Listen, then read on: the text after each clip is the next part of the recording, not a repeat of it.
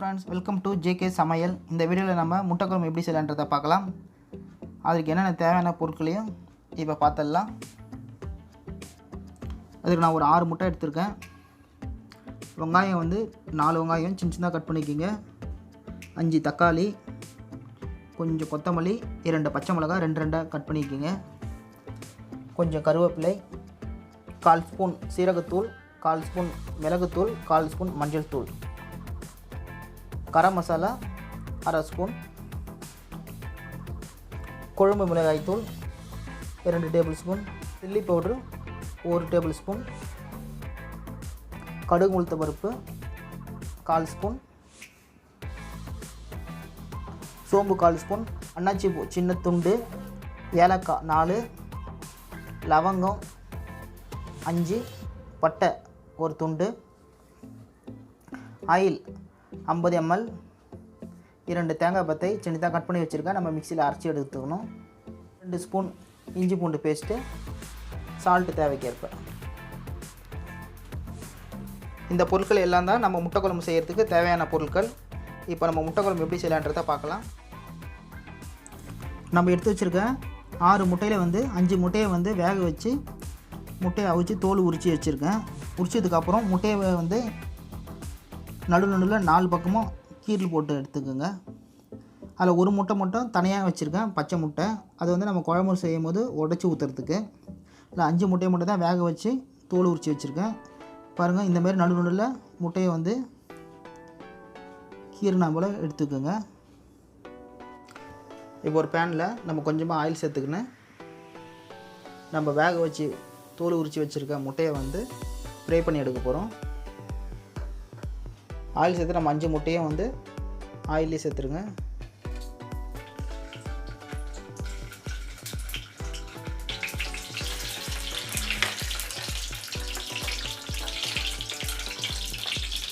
கூட வந்து ஒரு 1/4 ஸ்பூன் சில்லி பவுடர் சேர்த்துருங்க. ஒரு 1/4 ஸ்பூன் மஞ்சள் தூள் சேர்த்துடலாம். அடுத்தது 1/4 ஸ்பூன் மிளகுத்தூள் சேர்த்துருங்க. இப்போ முட்டையோட கலரி விட்டுடலாம். சால்ட்டும் ஒரு 1/4 ஸ்பூன் சேர்த்துக்கலாம்.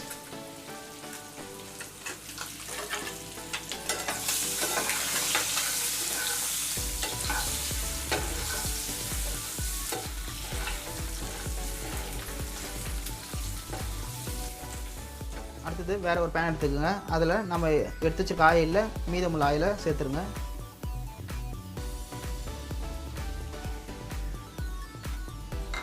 இப்போ ஆயில் சூடான பிறகு நம்ம எடுத்து வச்சுருக்க கடுகு உளுத்த பருப்பு போட்டுருங்க. இப்போ கடுகு பொரிய ஆரம்பிச்சிச்சு. இப்போது நம்ம எடுத்து வச்சுருந்த பொருள்லாம் போட்டுடலாம்.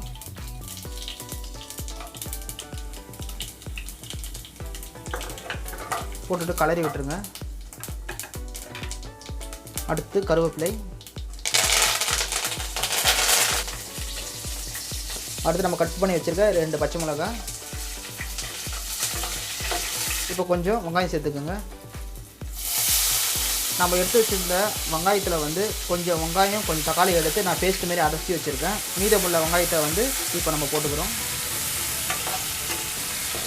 இப்போ வெங்காயம் 1 நிமிஷம் வரைக்கும் வதங்கட்டும். அடுத்தது நம்ம கட் பண்ணி வச்சுருக்க தக்காளி போட்டுடலாம். தக்காளிலையும் அதே மாதிரி தான் கொஞ்சமாக எடுத்து நான் மிக்சியில் பேஸ்ட் பண்ணி வச்சுருக்கேன். அது போக உள்ள மீத தக்காளி வெங்காயத்தை தான் இப்போ நம்ம போட்டிருக்கோம். இப்போ கலரி விட்டுருங்க. இப்போ ஒரு 1/4 ஸ்பூன் சால்ட் சேர்த்துருங்க. சால்ட் சேர்த்து கலரி விட்டுருங்க.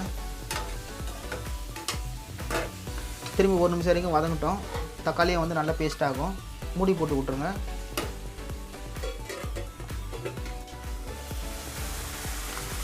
தக்காளி வெங்காயமும் நல்லா வதங்கிடுச்சு.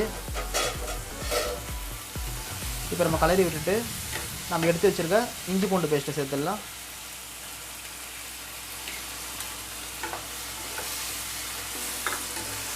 அடுத்தது கரம் மசாலா. அடுத்தது நம்ம எடுத்து வச்சுருக்க சீரகத்தூள் அதையும் சேர்த்துருங்க. அதே போல் சில்லி பவுடர்,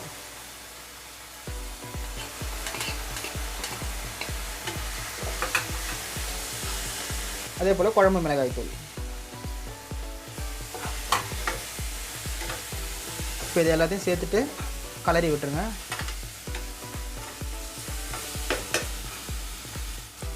நம்ம கொஞ்சம் தக்காளி கொஞ்சம் வெங்காயத்தை எடுத்து மிக்சியில் பேஸ்ட்டு போல் அரைச்சி வச்சுருக்கோம். அந்த பேஸ்ட்டையும் வந்து இப்போ இதில் சேர்த்துடலாம்.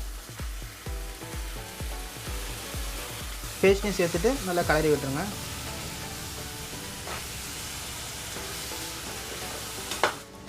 அடுத்தது நம்ம எடுத்து வச்ச தேங்காய் பத்தையை வந்து மிக்சி ஜாரில் போட்டு அரைச்சி வச்சுருக்கோம் பேஸ்ட் ஆக்கி, அதையும் இப்போ சேர்த்துடலாம்.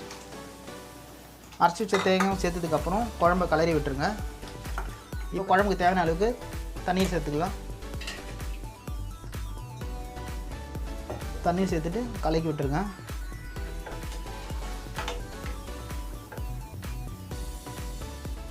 அடுத்தது குழம்புக்கு தேவையான அளவுக்கு சால்ட் சேர்த்துருங்க. சால்ட்டையும் சேர்த்துட்டு ஒரு முறை கலக்கி விட்டுட்டு இப்போ ஒரு 10 நிமிஷம் மூடி போட்டு வச்சுருங்க. நல்லா 10 நிமிஷமாக நல்லா குழம்பு கொதித்து வரட்டும். 10 நிமிஷமாக குழம்பு நல்லா கொதிச்சிட்ருக்கோம். இப்போ மூடி திறந்து பார்க்கலாம். பாருங்கள், குழம்பு நல்லா சலச்சலன்னு கொதிச்சிச்சு. இப்போ என்ன பண்ணலாம், நம்ம ஒரு முட்டையை மட்டும் வேக வைக்காமல் எடுத்து வச்சுருந்தோம், ஒரு பச்சை முட்டையை. அதை இப்போ என்ன பண்ணலாம், உடச்சி ஊற்றிக்கலாம்.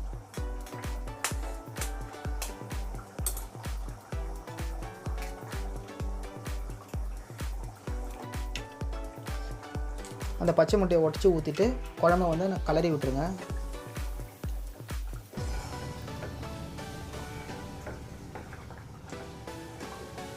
அடுத்தது நம்ம ஃப்ரை பண்ணி வச்சுருக்க அந்த 5 முட்டையும் வந்து இப்போ சேர்த்துடலாம்.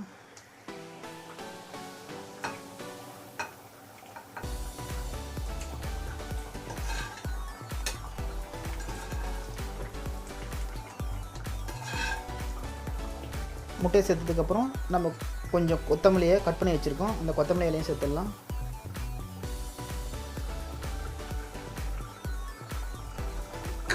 அவ்வளோதாங்க, இப்போது நம்மளுடைய சுவையான முட்டை குழம்பு ரெடி ஆகிடுச்சு.